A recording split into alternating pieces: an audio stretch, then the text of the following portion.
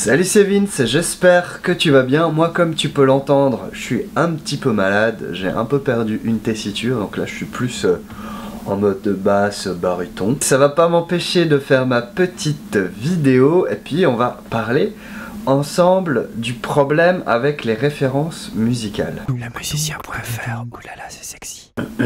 Alors évidemment, je pense que tu seras d'accord avec moi, on ne crée pas ex nihilo, hein, ex nihilo à partir de rien. On est forcément influencé, on a forcément des groupes références, des groupes coup de cœur, des groupes qui nous ont même donné envie de faire de la musique, des groupes qui, je sais pas, qui nous ont transmis quelque chose d'inconnu quelque part, quelque chose qui nous dépassait, qui nous donnait envie de nous dépasser nous-mêmes. Voilà, il y a des albums aussi peut-être mythiques pour nous personnellement, qui ont jalonné comme ça notre jeunesse, surtout pendant l'adolescence où on a vraiment... on affine un petit peu ses goûts, on découvre aussi des nouvelles choses. Et comme ça, il y a des groupes, il y a des artistes qui nous ont mis des véritables claques et qui nous ont inspirés et qui nous inspirent encore aujourd'hui à produire notre propre musique. Alors évidemment, voilà, c'est normal d'avoir ces références, c'est même très bien de les avoir, et je crois que plus on a de références en tête, mieux c'est. Et plus tu as de bonnes références, et bien mieux c'est. Pourquoi? Parce que, tout simplement, tu vas avoir une diversité, hein, plein de couleurs en fait, sur ta palette de musiciens dans lesquels venir piocher. Voilà, et c'est pour ça que c'est assez important d'écouter régulièrement des nouvelles musiques pour essayer d'ouvrir un petit peu ses horizons. Alors on va pas faire une vidéo sur l'écoute de la musique et sur les références, mais plutôt sur le problème en fait que peuvent en fait poser ces références pour le musicien, pour l'artiste en général aussi, qu'il soit débutant ou non d'ailleurs, mais notamment principalement quand il est débutant. Alors on dit référence hein, d'ailleurs, c'est même au-delà des inspirations, mais ça concerne aussi je sais pas, les groupes qui nous inspirent, hein, les musiciens qui nous inspirent, mais les références, c'est quelque chose, voilà, encore un peu plus élevé en termes de qualité et d'importance pour nous. Et ces références-là, elles peuvent vite être contre-productives pour nous, parce que en fait, on les élève tellement au panthéon, hein, dans notre Olympe personnel. On a des groupes comme ça. Pour certains, ça va être, j'en sais rien. Nirvana, Michael Jackson, Debussy, voilà des énormes noms comme ça qui ont changé la musique ou qui ont été hyper populaires, ou bien des noms plus obscurs, des groupes indés que personne connaît mais que toi tu connais, dont tu es très fier d'avoir la connaissance, que peut-être t'aimerais moins d'ailleurs s'ils étaient plus connus. Ça c'est encore une parenthèse, mais on a comme ça ces références qu'on met sur un piédestal et qu'on estime vraiment supérieures, tu vois, à tout. Et ces références-là qui nous donnent envie quelque part de faire de la musique, elles sont aussi tout autant un frein. Pourquoi? Parce qu'elles sont inaccessibles. On se dit qu'on ne fera jamais aussi bien. On se dit qu'on n'atteindra jamais une qualité de son pareil. On se dit qu'on n'atteindra jamais une qualité, je sais pas, dans la composition ou dans la voix. La voix, tu vois.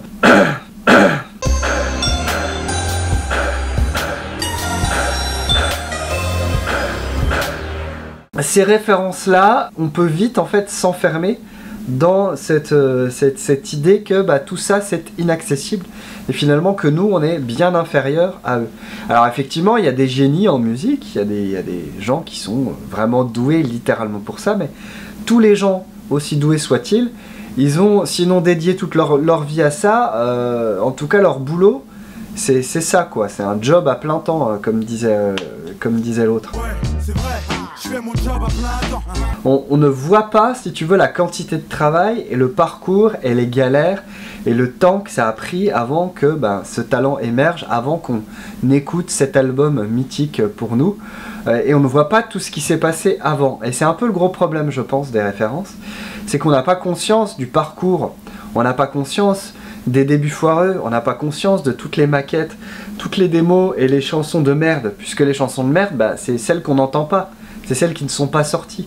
Et quand un groupe sort un album d'une douzaine de titres, en général, t'as 30 chansons qui ont été composées peut-être. Et ensuite, on va en faire une sélection et on va produire ce qui nous semble le meilleur. Sauf que tout ce qui est foutu à la poubelle ou dans des tiroirs et qui ressortira peut-être dans des phases B ou sans doute jamais même, ça on n'en a pas connaissance et on n'a pas conscience qu'en fait, tous les groupes, tous les artistes, ils font aussi de la merde quoi. C'est une vérité, hein, c'est pas pour te rassurer en fait, c'est juste il faut comprendre ça. Ça n'enlève en rien la qualité des références que tu as et je sais pas, la magie qu'ils peuvent t'amener dans tes oreilles, n'empêche qu'ils ont tous passé aussi par ça.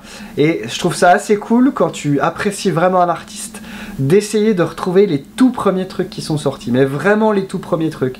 Pas le premier album, hein, vraiment essayer de voir s'il n'y a pas eu un premier EP obscur ou des démos comme ça qu'ils avaient enregistré eux-mêmes, ou des trucs vraiment qui circulaient sous le manteau ou à la sortie des premiers concerts qu'ils pouvaient faire. Je sais pas, les démos qui leur ont permis peut-être de démarcher des maisons de disques, des labels, des managers. Les premiers trucs qu'ils ont fait, les véritables premiers trucs, les premières mixtapes peut-être de tes artistes hip-hop. Et tu te rends compte très vite en fait que y a un énorme gap quoi, entre toi, ce que tu connais vraiment, et la qualité qu'ils proposaient à ce moment-là. Ça n'empêche que tu peux déjà ressentir le talent qu'il peut y avoir, hein. C'est juste que le son est pas affiné, hein, la production est pas top, je sais pas, et puis c'est encore pas très mature musicalement, artistiquement. N'empêche que voilà, tu as déjà peut-être les prémices, si tu veux, de ce que ça pourrait devenir 5, 10, 20 ans plus tard. Tous ces musiciens, tous ces artistes que tu apprécies, ils sont passés par un laps de temps plus ou moins long, de galère, de travail, de répète, de non-reconnaissance, et puis de qualité, finalement, tout juste correcte, tout juste médiocre, on va dire, dans le meilleur des cas, en tout cas à un moment. Et ensuite, t'as différentes choses qui rentrent en ligne de compte, hein. T'as les bonnes rencontres, t'as aussi le travail acharné et assidu, les nombreuses répètes, les heures d'écriture, les heures de création aussi, et pour finalement affiner son style, affiner sa plume, affiner peut-être un groupe aussi, un crew, des gens qui se connaissent et qui prennent plaisir à bosser ensemble et à faire avancer un projet. Tout ça, tu le vois pas, tout ça, t'en as pas conscience réellement. Mais quand tu lis des bios d'artistes, quand tu essaies de retrouver ces petites démos un peu honteuses, etc., tu te rends compte que, ouais, effectivement, les mecs, au début, ils enregistraient dans une salle de bain, si tu veux, avec une chaussette en guise de bonnette de micro, tu vois, c'est pas loin de ça, quoi. Et du coup, faut vraiment jamais oublier que même si les références que tu as en tête, c'est des centaines de millions de vues sur YouTube, c'est des méga stars, c'est des dizaines de milliers, des millions d'albums même vendus, des concerts partout, des salles de ouf, des machins, les mecs ils ont tous commencé quelque part, quoi.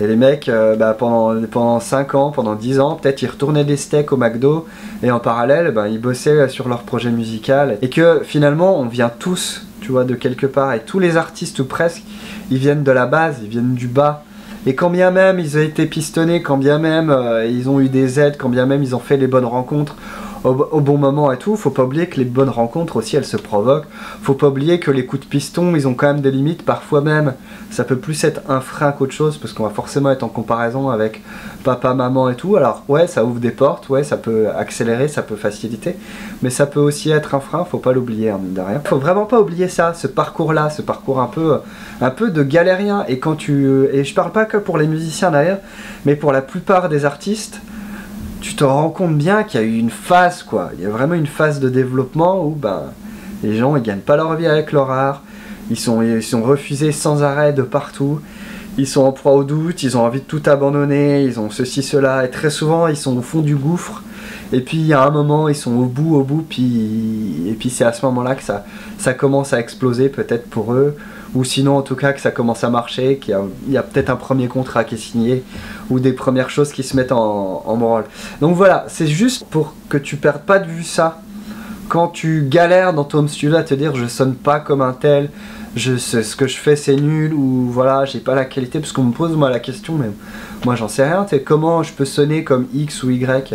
Déjà moi je sonne pas comme X ou Y, je peux pas t'aider, ce que je peux te faire c'est t'aider à t'apprendre des bases et des bonnes réflexions, je pense, à te poser pour tes productions, mais au-delà, il y a tout un parcours, quoi, que personne ne peut faire pour toi, et tout un boulot que personne ne peut accomplir à ta place. Donc juste garde ça en tête, quoi, et que c'est pas grave, il y a un instant T, tu sonnes pourri, et tu sonnes pas comme Led Zeppelin ou je sais pas qui, c'est normal, quoi. Et n'oublie pas aussi de regarder toi en arrière ce que tu as déjà fait, te dire qu'à T-1, peut-être que voilà, c'était moins bien qu'à l'instant T, et dis-toi qu'à T+1, ce sera sans doute bien mieux que ce que tu fais à T, à l'instant T.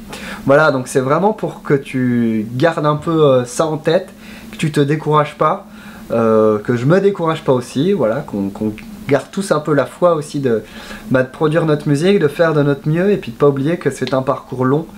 Bon, j'ai plus du tout de batterie alors je finis cette vidéo sur le téléphone à bout de bras.